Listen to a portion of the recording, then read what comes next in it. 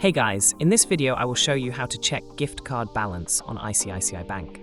Alright, so let's begin with the video. So actually, there are a lot of ways to check your balance. The first one is to log in from here.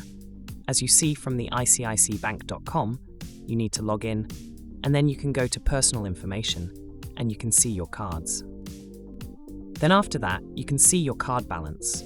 So this is actually the first way. So the second way is actually from the Pocket application. So actually, as you know, a lot of banks and online wallets have their own apps on your mobile. So you can download the bank app, and after you log into the app, then you can go to the balance and see your balance. Also, the second way that you can use is calling up the customer care number on this number, as you see here on screen. So after you call this number, you can give them the right information, and after you give them the information, you can tell them to give you the balance that you have. Also, you can ask them a lot of more information if you need that.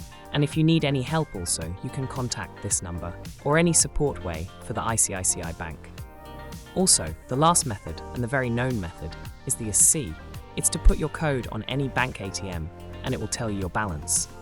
So that's basically how you can check gift card balance on ICICI Bank. So that's all for this video. Consider subscribing if you find it helpful, and I'll catch you in the next one. Thanks.